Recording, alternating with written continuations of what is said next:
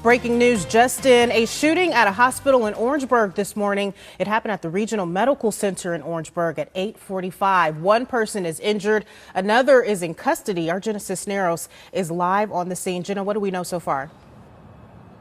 Well, Emily, right now, much different picture than earlier today when we arrived just a few hours ago. News 10.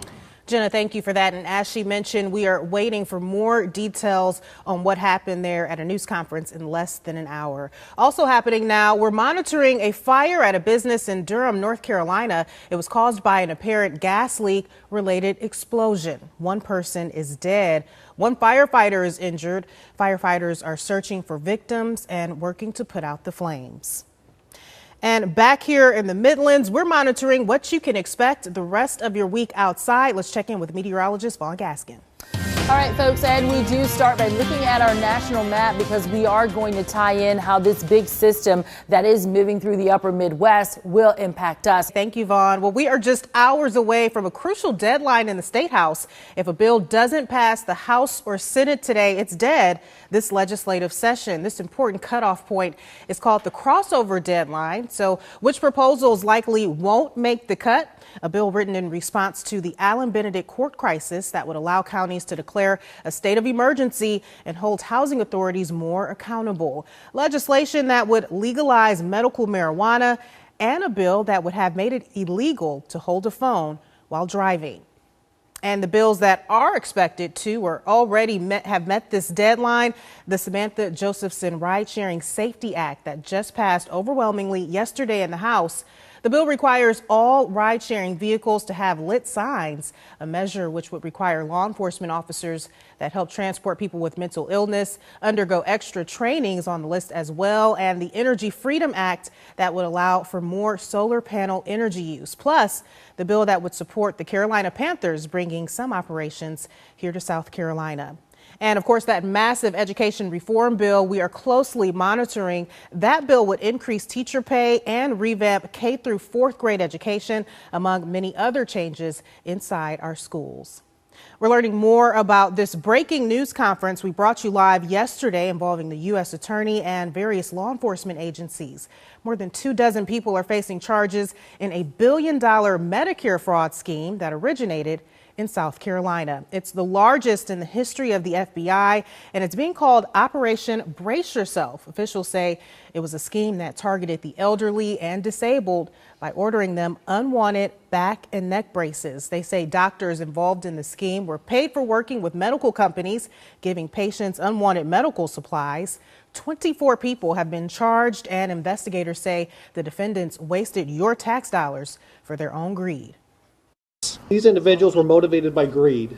These defendants, in this case, they concocted an elaborate scheme to exploit the U.S. healthcare system. Ultimately, it is the taxpayers who will pay for higher healthcare premiums and out-of-pocket costs that result from fraud on the Medicare system. This investigation is ongoing. Authorities are asking doctors who have been involved with telemedicine and medical equipment fraud to voluntarily come forward. There's also a Medicare fraud hotline to report any concerns you may have with your member's Medicare service. That number is 1-800-MEDICARE. Well, we're seeing a lot of purple at the State House today. The Alzheimer's Association is hosting its Advocacy Day right now and asking everyone to wear purple in support. More than 100 advocates are expected to ask legislators to continue support for the Alzheimer's Caregiver Respite funded by the Department of Mental Health, as well as asking for a full-time dementia coordinator position in the Department on Aging. And if you're looking to enjoy the warm weather today, you may want to head out to Lake Murray. The public park is open for the 2019 recreation season starting today. The boat launch area on the Irmo side of the dam and the beach area on the Lexington side will remain open through Friday, September 6th. It's free to enter the parks, but you will have to pay for parking. Dominion Energy is offering season parking passes for $45. Also today, nearly 1 year after the deadliest prison riot in South Carolina history, WIS's own Greg Adeline is touring Lee Correctional Facility as we approach that anniversary. He'll give you a behind-the-scenes look on the improvements the facility is hoping to make. Lexington Richland School District 5 is offering to dismiss counterclaims against a former board member who sued the district and lost. The board voted unanimously on the motion this week. Kim Murphy, elected in 2010, filed legal challenges to prevent upgrades at Chapin High School and other district schools, citing damage to a nearby creek. The projects ultimately moved forward, but were delayed by 2 years. The legal process cost taxpayers $10 million, according to LR5. If Murphy accepts the offer, she would agree not to file any legal action against the district or its officials for the next 5 years, with certain stipulations. LR5 says the offer stands until April 18th. Murphy's lawyer responding to the school district, telling WIS in part, the fact that they think an offer asking someone to restrict their own rights will make the board look reasonable shows they are out of touch. Murphy had also been previously removed from the board after accusations of not living in the district, claims she disputes. In Washington, Attorney General William Barr is back on Capitol Hill today to meet with lawmakers amidst new reporting that he's assembled a team to investigate how the FBI started investigating potential ties between Russia and the Trump campaign. This is something President Trump has said should be done. But the focus of today's Democratic-led hearing is expected to be similar to yesterday. More questions on the release of the Mueller report. Here's what the Attorney General said just a couple of hours ago about Russian collusion. So you're not suggesting, though, that spying occurred? I don't, I guess you could, I think there's spying did occur. Yes, I think spying did occur. Well, let me... But the question is whether it was adequately predicated. And I'm not suggesting it wasn't adequately predicated, but I'd need to explore that. Also in Washington, President Trump is attempting to downplay this week's major staff shakeup at the Department of Homeland Security. It comes amid reports that his administration is considering tougher immigration policies. NBC's Kristen Welker reports. Today on the job.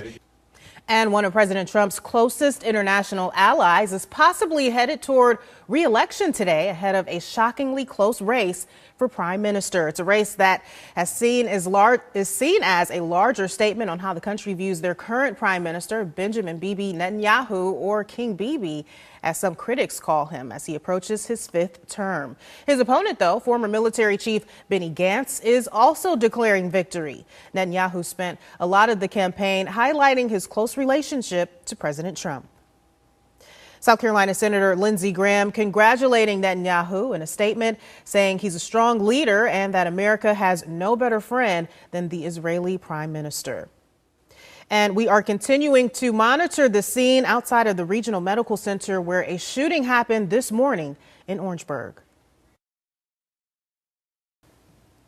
Today is the final round of practice before the Masters tournament tees off tomorrow. Today is also the par 3 contest. Now, no par 3 winner has ever gone on to win the tournament. Yesterday's storms caused some issues for those out at Augusta National. After a delay of 2.5 hours, golfers were finally able to return to the course. Amazon Prime customers in Columbia can now get grocery delivery from Whole Foods. The online retailer is expanding the service to Columbia. You can order items online through Prime now, and Whole Foods will deliver to Columbia and surrounding cities such as Blythewood, Gaston, and Eastover. 75 other cities in the U.S.